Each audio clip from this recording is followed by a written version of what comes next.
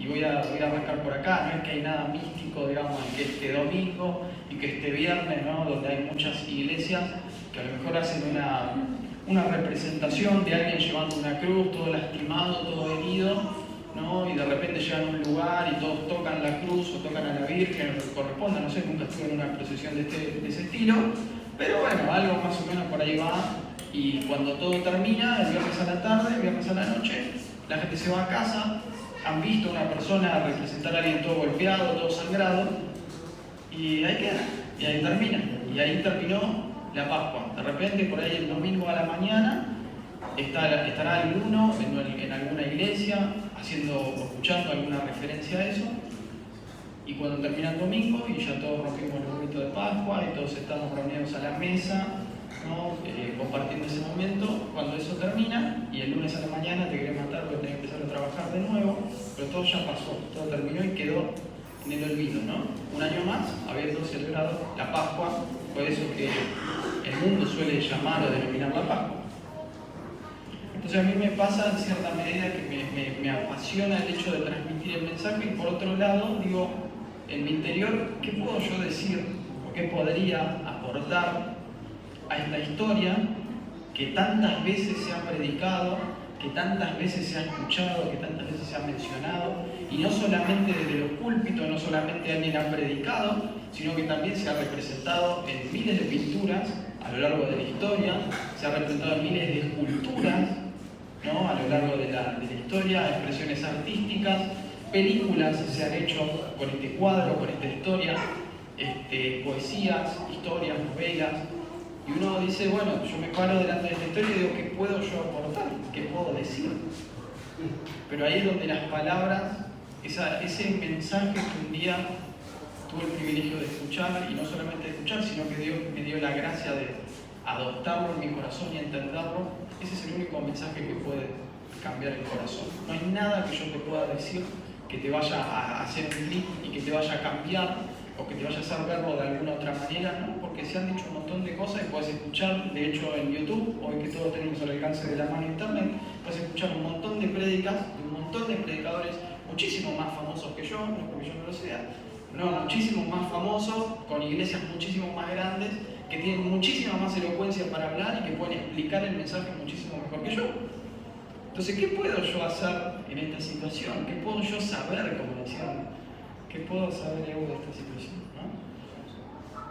Pero el mensaje que cambia el corazón, el mensaje que cambia la vida, es el mensaje del Evangelio. Es conocer de qué manera o qué fue lo que llevó a Cristo, si es que acaso podemos llegar a entender eso, qué fue lo que hizo que esos 3 días muy puntuales en la historia hayan cambiado, irónicamente, el curso de toda la historia para toda la humanidad. Y quiero compartir con ustedes, vamos a leer Romanos, capítulo 3, versículo 21. Si nos ponemos a hablar de la Pascua, realmente tendremos que leer los 1000 y pico de capítulos que tiene la Biblia, ¿no? Que hemos leído 200 y algo, en lo que vamos del año. Algo ya podemos ir entendiendo del mensaje del Evangelio, pero sinceramente si queremos entenderlo del todo, o si queremos hablarlo del todo, sería demasiado, ¿no? Romanos capítulo 3, versículo 21. Vamos a dar lectura a la palabra de Dios y dice así.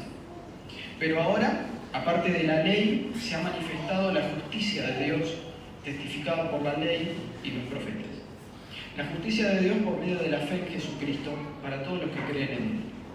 Porque no hay diferencia, por cuanto todos pecaron y están destituidos de la gloria de Dios, siendo justificados gratuitamente por su gracia mediante la redención que es en Cristo Jesús, a quien Dios puso como propiciación por medio de la fe en su sangre, para manifestar su justicia a causa de haber pasado por alto en su paciencia los pecados pasados, y con la mira de manifestar en este tiempo su justicia, a fin de que Dios sea el justo y el que justifica al que es de la fe en Jesús.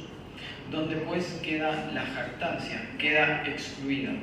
¿Por cuál ley? ¿Por la de las obras? No, sino por la ley de la fe. Amén. Oramos. Señor, venimos ante tu presencia una vez más. Gracias porque tenemos el enorme privilegio de estar en tu casa, de poder ver el rostro de nuestros hermanos y alegrarnos juntos, Señor, en tu presencia y poder cantar a tu nombre y poder alabarte. Y cuanto más importante ahora, Señor, que podemos dar lectura a tu palabra, Señor, en nuestro idioma y podemos comprenderla y podemos escudriñar, Señor, lo que en ella está escrito. Y te pedimos, Señor, que tu Espíritu Santo nos ilumine, que tu Espíritu Santo guíe, Señor, el mensaje, el curso del mensaje, para que realmente pueda tocar nuestro corazón, para que nuestro espíritu, Señor, nuestra mente, todo nuestro ser interior pueda ser transformado por tu palabra, no por la filosofía humana, no por las palabras bonitas, sino por el mensaje que puede cambiar nuestro corazón. Te adoramos, te damos gracias a ti y te pedimos, Señor, que tu Espíritu Santo nos hable en este momento. En el nombre de Jesús, amén y amén. Hay muchísimos conceptos que tomar del libro de Romanos en general, pero puntualmente del capítulo 3. El capítulo 3 es una bisagra, por así decirlo, entre lo que se lee en los capítulos 1 y 2 y después lo que sigue más adelante. Porque pone el concepto, un concepto clave para poder entender si es que acaso podríamos llegar a entender el Evangelio de Cristo. Y la palabra a la que me refiero está en el versículo 25, a quien Dios puso como propiciación. Esta palabra rara, que uno por lo general no usa normalmente, pero tiene un significado muy profundo. Propiciar o ser propicio, cumplir la propiciación de algo, significa yo depositar algo o utilizar algo como si fuera una palanca, vamos a decir. A ver si me puedo explicar. Cuando Cristo propició la ira de Dios, nosotros estábamos condenados a la ira de Dios por nuestro pecado. Si vos mirás tu vida con un poquito de ojo crítico, no te voy a decir no puede ningún extra, ninguno de afuera venir a decirte cómo está tu persona interior. Yo no puedo, ni el pastor puede, ni ningún hermano por más años que tenga puede. El único, después de Dios, ¿no? Por supuesto, la única persona que puede mirar hacia adentro y ver cómo estamos, sos vos mismo. Yo no voy a poder venir y ver lo que está en tu interior y juzgarte conforme a lo que está en tu interior. Salvo que yo esté muy pegado a una persona y vea sus acciones, vea lo que hace todo el tiempo. Entonces, bueno, yo podría llegar a decir que lo conozco por sus frutos, ¿no? Como el mismo Señor enseñaba. Porque lo veo, porque sé cómo habla, porque sé cómo se maneja, porque sé cómo reacciona cuando le pasa algo, cuando le hacen algo, etc. Entonces, yo puedo llegar a conocer a la persona por fuera, pero no por dentro. Y el único que es capaz de escudriñar el corazón que además es engañoso más que cualquier otra cosa, es Dios. Eso es lo que dice la Biblia. Engañoso es el corazón más que todas las cosas. ¿Quién lo conocerá? Yo, Jehová, que escudriño la mente y el corazón. ¿Sí? Dios es el único que puede escudriñar y saber qué es lo que hay en tu interior. Yo no tengo esa capacidad. Ninguno de los que está a tu alrededor tiene esa capacidad. Eso pertenece solamente a Dios. Y Dios, que conoce nuestro ser interior y lo que nosotros podríamos llegar a saber de nuestro ser interior, cuando miramos este corazón, cuando miramos las reacciones que hay por dentro, la manera de ser, las cosas que pensamos, las cosas que decimos, uno podría llegar a pensar, estoy un poco en problemas, porque lo que hago permanentemente no necesariamente agrada a Dios. A veces me doy cuenta que mi manera de ser, que mi manera de pensar, que mis reacciones, que mis palabras, si Dios me escuchara, o hagamos este ejercicio mental, si yo pudiera grabarte con una cámara de rayos X que además mira los pensamientos de tu corazón, ¿no? Y que los transcribe como si fuera un subtítulo abajo de la pantalla. Y de repente estás en tu casa, ¿no? O estás en el auto, y vas manejando el auto y alguien te tira el auto encima, o te choca, o lo que sea, ¿no? Uno como cristiano, ¿qué hace? Está a punto de pegar el grito, pero recuerda que a lo mejor ha sido transformado por la sangre de Cristo, o hace muchos años que está en la iglesia, y puede ser que haya perdido el ejercicio de insultar, ¿no? Antes de conocer a Cristo, una persona que insultaba mucho. Y de repente un día me tiran encima del auto y estoy a punto de decirle algo al tipo, pero de repente no le digo nada, ¿no? Porque aprendí, por las buenas o por las malas, a no decir malas palabras y a no reaccionar. Pero ahora, si agarramos y le ponemos un subtítulo, no a lo que dijiste, sino a lo que pensaste, a lo que remotamente cruzó por tu cabeza en ese momento. ¿Estaría bueno lo que dice ahí abajo? Es decir, no le dijiste nada, pero lo bendecís también con tu mente, con tu ser interior. O que algo te sale y le dice, che, a este no me bajo, no lo voy a matar porque soy bueno, porque voy a la iglesia, lo que sea. Si tuviera la capacidad, si pudiera, ¿no? Entonces, si uno mira su ser interior, a lo que quiero llegar es a esto. Si uno mira su ser interior, no es solamente lo que hacemos, lo que a veces está mal. A veces es también lo que pensamos de otro, o de otra, o de otros. A veces es la intención con la que hacemos las cosas, ¿no? Hay gente que puede ser muy bien intencionada para algo y de repente vamos a hacer un trabajo social, por decirlo de alguna manera, el sábado, ¿no? Y estamos todos contentos repartiéndole la ropa a la gente y la gente qué contenta que está y cómo nos llena el corazón, ¿no? Tener una ropita para darle a alguien y de repente alguien que tenía frío o que no estaba bien vestido ahora tiene algo para ponerse y demás. Entonces, la acción que todos vemos afuera es espectacular. Yo quiero ser como ese tipo que está repartiendo la ropa y que es bueno, porque se nota que es bueno. Pero, de nuevo, si pudiéramos ponerle un subtítulo a las intenciones verdaderas que tiene, ¿por qué lo hace? ¿Lo hace para bendecir al otro verdaderamente? ¿O será que hay alguna partecita de su corazón que quiere que lo vea? Y que los demás lo miremos y digamos, che, qué grande el hermano Roberto, ¿no? Le digo que no hay ningún Roberto acá. El hermano Roberto, qué nivel, qué tipo, realmente Dios lo usa. Hay gente que a veces tiene la mejor intención, pero hay otra gente que sus acciones muestran una cosa, pero su verdadera intención del corazón a lo mejor es otra. Y si pudiéramos ponerle un subtítulo, insisto, un cartelito a esos casos, a esas ocasiones, ¿qué pasaría? ¿Qué se vería? Entonces nos damos cuenta de que a veces no son solamente las acciones, sino toda la procesión y todo el proceso que va por dentro. Si ponemos el foco de la luz, de la santidad de Dios adentro de nuestros corazones, posiblemente veríamos muchas cosas que no deberían estar ahí, o que no quisiéramos que estén ahí.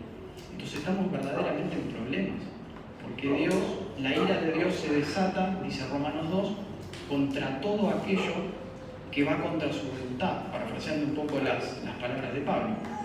Entonces estamos en un problema con Dios.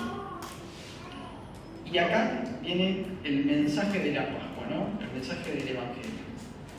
Hubo una sola persona que tuvo la capacidad, que fue capaz, desde el primer momento de su vida y hasta el último día de su vida, de cumplir la voluntad de Dios perfectamente, sin fallar en ningún momento de su vida. Y esa persona fue Cristo. Eso se vuelve verdaderamente importante, ¿no? En un caso similar al que yo te digo ahora, ¿no? Estábamos hablando recién de que de repente alguien te quiere chocar con el auto, te pasa algo que te hace enojar, que te hace mal. Entonces vos no decís nada, no haces nada, pero lo pensás, ¿no? Ahora imagínate Jesús. Jesús en un momento donde lo estaban golpeando, ¿no? Y él teniendo todo el poder para defenderse, no lo hizo. Estaba cumpliendo una profecía de Isaías, ¿no? Anteriormente, 400, no sé si 500, 600 años antes, cuando profetiza Isaías acerca del Mesías, acerca de Jesús, él decía que fue como un cordero mudo, como un manso cordero, fue al matadero y no dijo nada. Y después lo vemos cumplido en los evangelios, estando siendo azotado el Señor en aquella Pascua, por así decirlo, no dijo nada. Pero a través de la Escritura no solamente nos damos cuenta que no solo no dijo nada, sino que tampoco pensó nada. Porque él cumplió la ley perfectamente, no solamente en lo que mostraba, no solamente en lo que hacía, sino que interiormente también. Y por eso su sacrificio tiene poder para salvarnos, ¿no? Ya vamos a llegar a eso un poquito más adelante. Pero el hecho de que el Señor haya propiciado la ira de Dios significa que Él recibió toda la ira de Dios en nuestro lugar. El lugar que a nosotros nos correspondía por estas maldades que a veces tenemos adentro del corazón, de los cuales yo no soy no es que yo le estoy hablando acá desde el puesto donde yo no hago nada, yo soy un pecador y posiblemente el peor, digamos, de todos, el más vil pecador, como dice el himno, pero todos acá somos personas que merecíamos la condenación por haber ofendido a un Dios santo, por haber ofendido a nuestro Creador, por haber ido en contra de su voluntad. Y si nosotros hoy estamos acá, es porque alguien pagó el precio de nuestra deuda. Nosotros teníamos o tenemos en nuestro pecado, en nuestra carne, tenemos una deuda para con Dios que se paga con la muerte. Porque la paga del pecado, dice Romanos, es la muerte. Fíjense ustedes desde el principio, ¿no? En el libro de Génesis, cuando Adán y Eva comen y desobedecen a Dios, Dios les había advertido anteriormente que el día que coman de ese fruto, el día que desobedezcan a Dios, ciertamente iban a morir. Porque, dice Dios más adelante, mi espíritu, dice Dios, no va a contender para siempre con la maldad y con el pecado del hombre. Entonces Dios en algún momento le pone un punto final a la vida del ser humano, para que su maldad no se perpetúe, para que su maldad no sea eterna. Entonces por eso la paga del pecado es la muerte. Y todos nosotros, nuestro cuerpo se va deteriorando día con día, hasta que un día ya no dejemos de respirar, ¿no? Entonces la paga del pecado es muerte. Vemos que la paga del pecado es la muerte. Todos los seres humanos estamos destinados a morir, ¿no? Nuestra carne está destinada a morir, porque está concebida en pecado. Entonces, ¿cómo hacemos para salir de esta situación donde nuestro ser natural y nuestro ser interior que está rebelado en contra de Dios, cómo hacemos para zafar de esto? La Biblia dice que Dios puso a Jesús en propiciación por nosotros. Es decir, Cristo ocupó el lugar que a nosotros nos correspondía en el castigo de Dios. Podemos decir de otra manera que Jesús fue castigado injustamente para que nosotros tengamos la salvación. Yo tengo por ahí la bendición, por decirlo de alguna manera, de ir a la iglesia desde muy chiquito. Y te digo la verdad, sinceramente, cuando era chiquito una vez me empecé a preguntar, ¿por qué? ¿Por qué la sangre? ¿Por qué el sacrificio? ¿Qué tiene que ver esto con que Dios perdone los pecados? ¿Por qué tiene que haber una persona que sufre para que Dios perdone los pecados? Y hace años, muchos años después, siendo yo chiquito, muchos años después, ese mensaje llegó, ¿no? Y lo pude escuchar. Y el mensaje que a mí me rompió, ¿no? Que me abrió el corazón y me metió el dedo en la llaga, es un montón de cosas, pero el mensaje que a mí me quebrantó fue este. Siendo yo un pecador, siendo yo una persona que merecía la condenación temporal y eterna de Dios por mi pecado, el Señor injustamente pagó el sufrimiento de mi pecado. Y por haber Él pagado la ira de Dios, Dios ya no está enojado con vos y ya no está enojado conmigo. Porque toda su ira fue derramada sobre su Hijo Jesucristo. Dios propició su propia ira en la persona de su Hijo Jesucristo.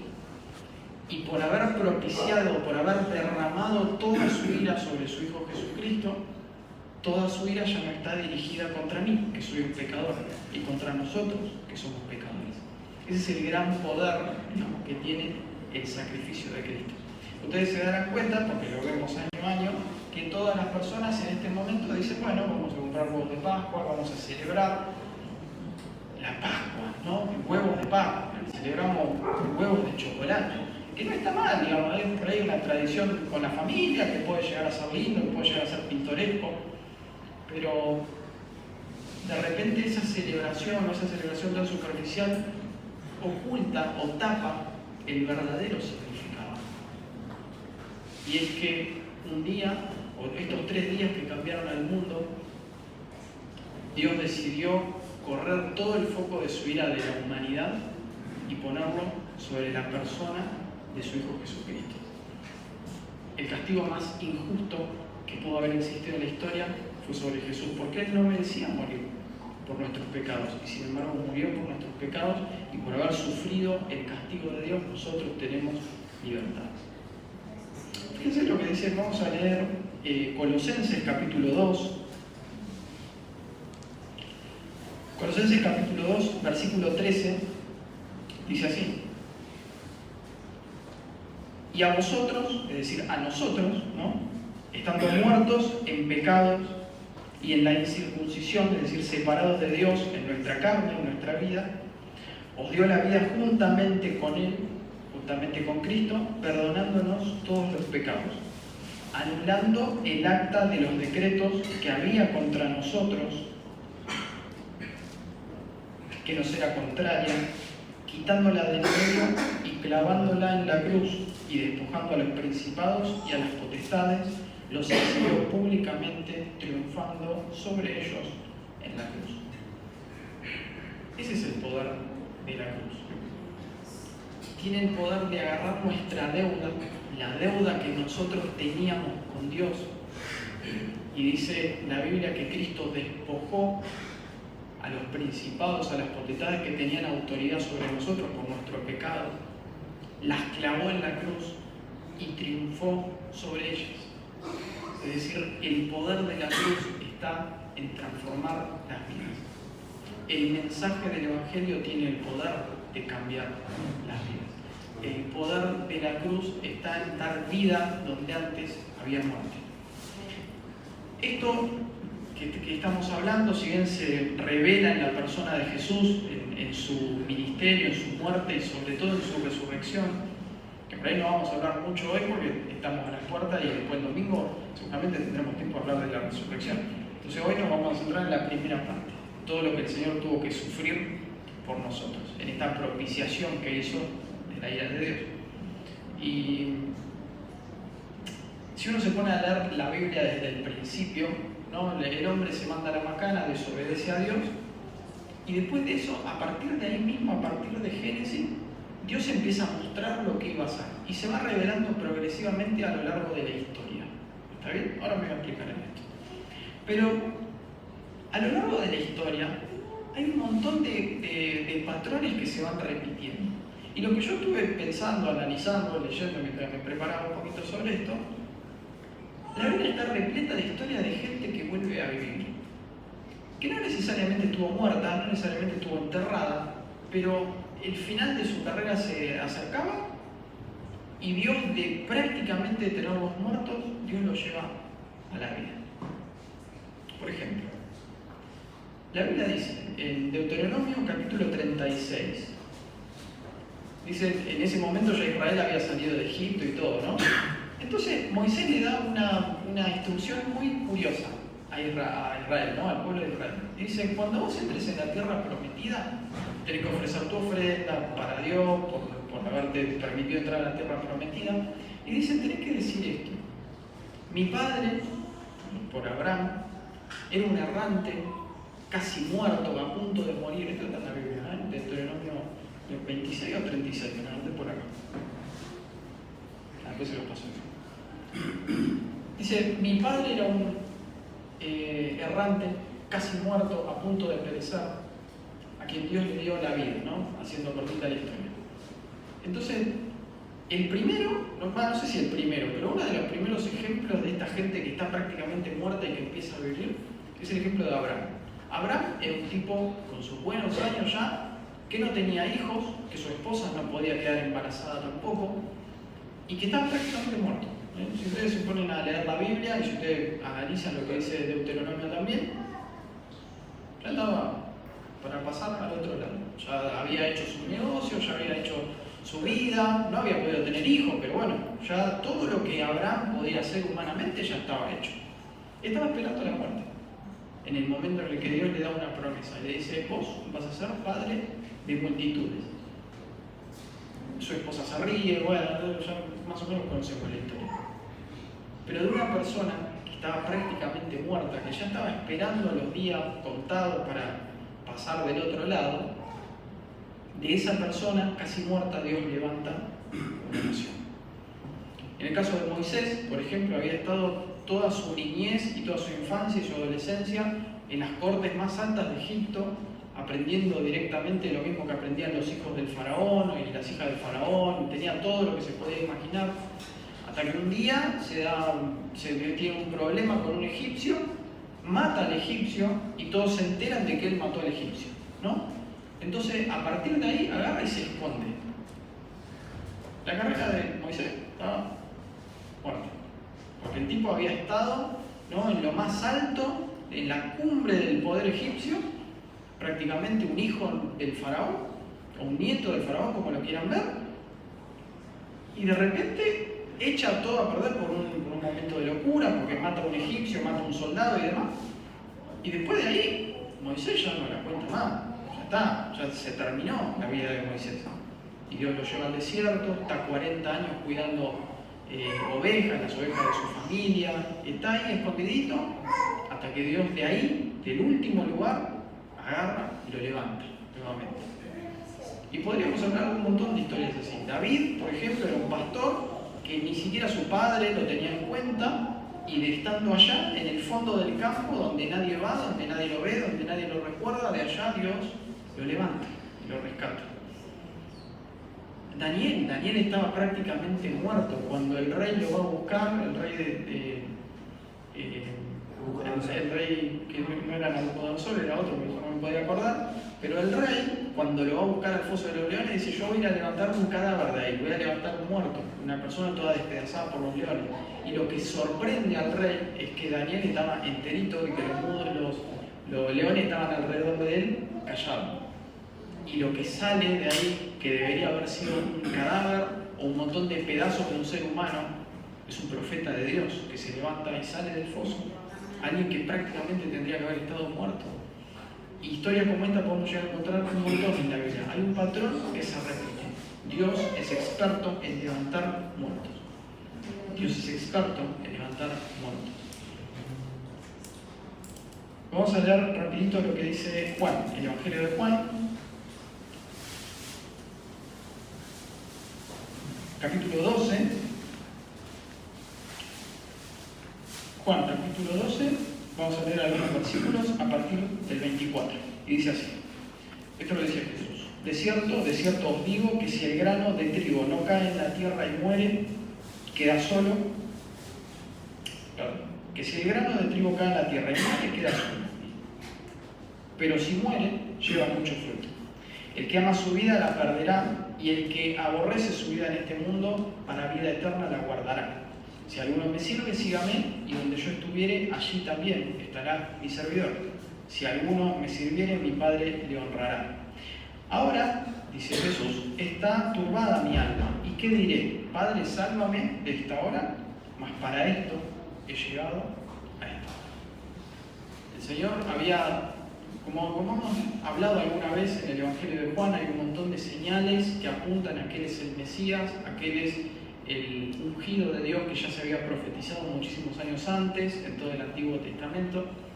Y cuando llega el momento, cuando ya el Señor está a punto de pasar, como lo dice el mismo el Evangelio de Juan, y de ser recibido en gloria y demás, se encuentra esta frasecita, esta palabrita.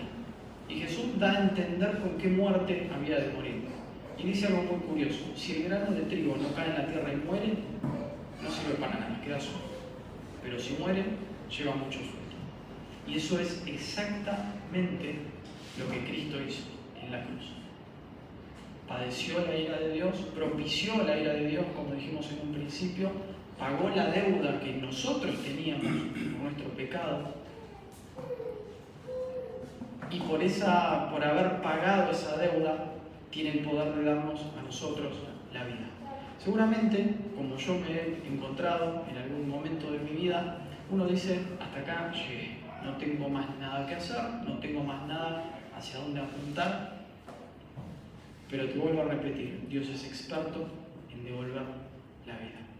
Ha levantado muertos, ha levantado historias de gente que prácticamente no tenía nada más que hacer en este mundo. De hecho, la gota que rebalsa el vaso, ¿no?, de las autoridades judías es Lázaro, es la resurrección de Lázaro, que ocurre muy poquitos días antes de la misma muerte y resurrección del Señor. Dios es experto en llevar vida a todo lo que estaba muerto. ¿Y nosotros cómo estamos? ¿Qué hay en nuestro interior? ¿Qué hay en nuestro corazón? ¿Qué es eso que parece que está muerto y que ya fue? a veces miro mi vida y digo, esto no lo voy a cambiar nunca más, esto yo ya soy así, no sé qué hacer, no sé para dónde correr, tengo una familia disfuncional que no sé para dónde, cómo hacer para solucionarla. Dios es experto en llevar vida donde no la hay. Y si acaso Dios ha tenido el poder de levantar a su Hijo Jesucristo aún después de la muerte, si nosotros estamos atravesando un momento de oscuridad espiritual, yo quiero decirte que Dios tiene el poder de darte vida aún cuando parece que no la hay. Dios tiene el poder. Dios tiene el poder. Porque creemos en ese Cristo que ha muerto por nosotros, que ha pagado por nuestra culpa, que ha exhibido la boleta de nuestra culpa en la cruz, que la ha clavado ahí y que a nosotros nos ha dado la libertad. Ese es el mensaje que la iglesia necesita escuchar. Ese es el mensaje que las personas, cuando estemos ahí el sábado, necesitan escuchar, que hay un Salvador que ha muerto para que ellos sean libres del pecado, para que nosotros seamos libres del pecado y para que empecemos a vivir para Dios, para empezar a vivir para Cristo.